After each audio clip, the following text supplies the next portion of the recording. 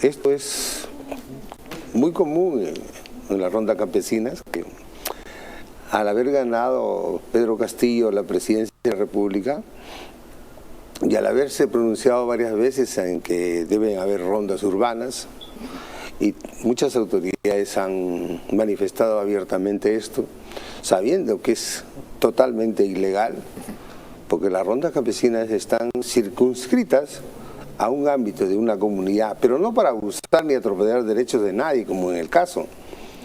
Pero con este gobierno, lamentablemente, se ha acentuado este tipo de abusos, secuestros, usurpaciones, agresiones. Han incendiado esta casa, han destrozado.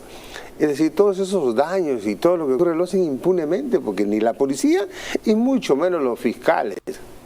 Los fiscales no les interesa intervenir, nunca van.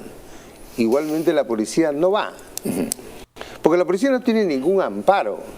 La policía quisiera ir, poner orden, pero se va a encontrar que las autoridades del gobierno, del Ejecutivo, van a ir en contra de estos pobres policías que están abandonados, muchas veces 4, 5, 6 policías en zonas bastante alejadas al mando de un suboficial superior o rara vez de un oficial en esos lugares y en las peores condiciones. No van a ir porque van a ser agredidos. Muchas veces los policías han sido agredidos, han sido azotados y la Fiscalía nunca se pronuncia. Bien, gracias. Estamos hablando aquí de expropiaciones clandestinas. Así es. Bajo el manto de una protección superior del gobierno. Definitivamente. Porque la denuncia de estas rondas de Chipuluk sería gente que había militado y hecho propaganda, hecho labor en favor del partido oficialista en este momento. Mire, eso se ve en Cajamarca, se ve en Jaén, se ve en Chota, se ve en todos estos lugares. Y se ve también en algunas comunidades en Trujillo, pero en menos agresivos que en esta zona de Cajamarca, esta zona de Chota. Sí. Bien. ¿Cómo ve el importante tema de seguridad ciudadana? Partamos de la discusión de ahí. En general, su análisis de seguridad ciudadana, que es un tema que siento que no se está tocando tanto como se debiera tocar en realidad. Es que es tan profunda y tan grave la crisis política, económica y social, que el tema que era preocupación número 1 de la ciudadanía, la inseguridad ciudadana, ha pasado a tercer o cuarto lugar. Y vemos que los asaltos, los hechos delictivos día a día se incrementan y la policía no se da abasto para solucionar este tema, porque no hay pues una política al respecto. El presidente ha puesto, por ejemplo, a un ministro que es fiscal, hay viceministros que son fiscales, pagando favores políticos y que no tienen ningún conocimiento del tema de seguridad ciudadana. Esto es evidente. El señor Carrasco, que está ahí, que funge de ser el ministro fiscal de Interior, Juan Carrasco Millones. Juan Carrasco, el actual ministro de Interior. No sé, hay que ser muy osado, hay que ser muy temerario de meterse a aceptar un cargo en el que uno no conoce el tema. Y eso está haciendo este señor. Ya que tocado el tema de la policía, ¿cómo está la moral de la policía en este momento? Cada vez peor. Una moral sumamente baja. La policía vapuleada. El comandante general no lo escucho. Nunca lo he escuchado en televisión. Un pronunciamiento, de repente una entrevista, algo que diga y que levante la moral al personal policial. Sería conveniente que el comandante general de la policía salga y diga algo y solicite y pida mejorar el tema de la seguridad ciudadana. No hay ningún atisbo de querer dar solución a este problema. Diría que hay una fragmentación al interior de la institución, en el sentido de que sí hay una facción que es de repente pro Castillo.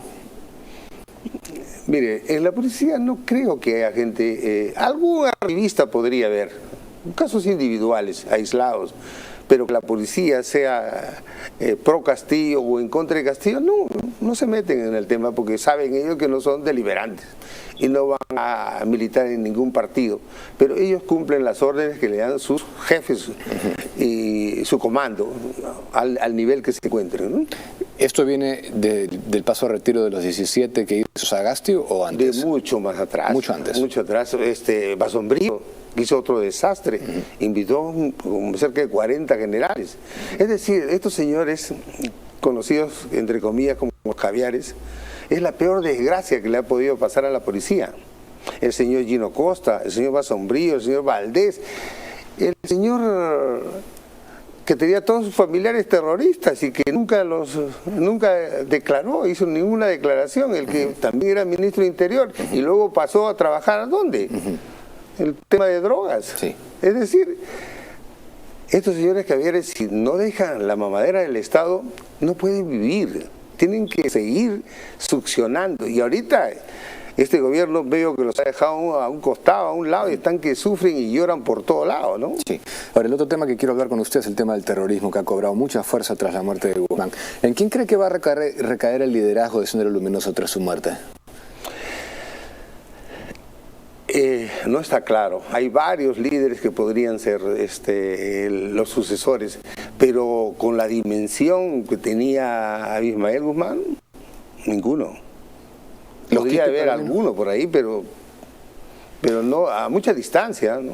El liderazgo era muy fuerte de Ismael Guzmán. ¿Es factible que los Quispe Palomino tomen un protagonismo? No, definitivamente no. Ellos son narcoterroristas. Ellos son gente que, si bien es cierto, siguen haciendo daño, siguen teniendo presencia, no tienen ese liderazgo ni ese alcance como para manejar, es decir, al Movadez, ¿no? Que es el nuevo nombre de Sendero.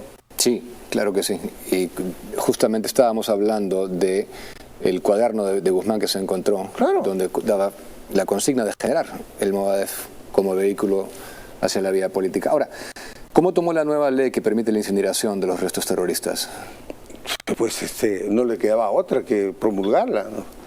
Yo sé que con el dolor de su corazón lo ha firmado, pero no le quedaba otra alternativa. Si hubiera negado, hubiera creado una crisis mucho más grave de la que tenemos, ¿no? O sea, según usted, no hay lugar a dudas ni a interpretaciones de que hay una simpatía entre el gobierno y Sendero. No. Yo se lo aclaro. La policía con la fiscalía ingresaron a la celda de Guzmán. Encontraron documentación, encontraron pruebas de que Sendero tiene su continuación que se llama Movadep. Y Movadep formó el SUTECONARE.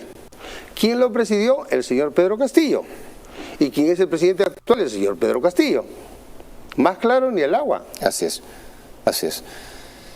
Le voy a preguntar más adelante sobre justamente las visitas, pero yo quería saber su opinión respecto a una potencial reactivación del GEIN. ¿Por qué no se puede reactivar el GEIN? No se puede porque depende del Ejecutivo. Tenemos este ministro y el GEIN hizo inteligencia, y para hacer inteligencia necesitaba dinero, necesitaba capacitación, necesitaba tener la fuerza necesaria y la inteligencia necesaria, y todo eso tiene un costo. En ese tiempo fue solventado en su mayor parte por el gobierno americano, a través de la CIA. La capacitación cuesta, y todas las operaciones de inteligencia tienen un costo elevado. Entonces, este gobierno, con la moral que tiene actualmente la policía, no se han formado los cuadros suficientes, a pesar de los esfuerzos que hace el general Arriola, que está siendo arrinconado de una u otra forma, amedrentado, pero no creo que él se amedrente ni tenga ningún temor. Conozco al general Arriola, es un valioso general, formado en la cancha, en la tierra, en la puna y en todo sitio, ha trabajado y consecuentemente no va a tener temor, y está bien liderada esa unidad en este momento. Ojalá que le den los recursos para poder hacer la inteligencia necesaria, porque se necesita mucha inteligencia y cambiar, por supuesto, las estrategias, porque ya no es pues el tiempo de camarada Gonzalo y sus huestes. Ahora es otra gente y hay que tener otra estrategia y otra forma de trabajo. A eso iba justamente, al margen del gobierno de turno que tenemos. La línea a seguir sería crear una entidad 100% dedicada, de inteligencia, 100% dedicada a combatir el terrorismo. Algo hay, pero no suficiente. O sea, pero eso es lo que tendríamos que hacer, diría usted. Tendríamos que desarrollarla, potenciarla, ¿no? Multiplicarla por 100. En 1993, Benedicto Jiménez propuso crear la Dirección Nacional de Inteligencia Operativa y no se lo aceptaron. Por supuesto, no les interesa. En el Perú está prohibido tener éxito. Si usted tiene éxito, automáticamente tiene enemigos por todos lados. Benedicto Jiménez lo mandaron como agregado policial a Panamá y lo aislaron. Primero lo llevaron al CIN, tratando de neutralizarlo, lo hostigaron y lo obligaron prácticamente a pedir su baja en algún momento, en lugar de reconocer que a partir de las acciones de Benedicto Jiménez hubo el quiebre que se produjo en el país a partir del 12 de septiembre del 92, en que comenzó a cambiar el Perú. Cambió económicamente, socialmente, y todos los presidentes que estuvieron a partir de después de Fujimori no hicieron absolutamente nada para continuar con la otra etapa. La guerra militar ya acabó. Terminó la cúpula presa y el ejército terminó por desmantelar a todos los remanentes, excepto lo del BRAE. Pero la guerra política que se debió llevar, no, por el contrario, aparecieron la corrupción total con Odebrecht y con todos los presidentes que hemos visto que han ido desfilando y han ido cometiendo una serie de latrocinios en el país. Nos hemos descuidado y la guerra ideológica totalmente. ¿Qué podíamos esperar de Sagasti? Que pidió un autógrafo a Serpa Cartolini. Sí. ¿Qué podemos esperar de Lagarto, Vizcarra? Ahora, curioso que recordar a Benedicto Jiménez, porque también justamente cuando lo envían a él al exterior, lo envían al norte al general Miyashiro también. O sea, comenzaron a mover. A todos lo desmantelaron. Mire usted, le cuento esto. El GEIN, yo en ese tiempo era coronel, cuando comenzaron a desaparecer el GEIN, trabajaba en secuestros y conocedor yo. ¿Quién desapareció el GEIN? ¿Montesinos? Montesinos. ¿En el 93?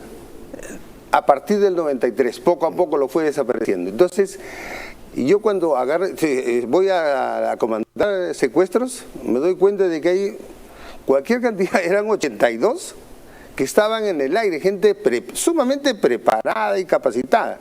¿Qué hice yo como jefe de secuestros? Hablé con el comandante general de la policía y le expliqué el tema y le dije que quería ese personal y logré captar a 37 elementos del GEIN para trabajar en antisecuestros. Es así que acabamos con los secuestros. ¿Por qué? Porque esa gente que está capacitada, pues es una bendición que lo tenga cualquier unidad. Ahora, permítame comentarle lo siguiente. ¿Cómo no?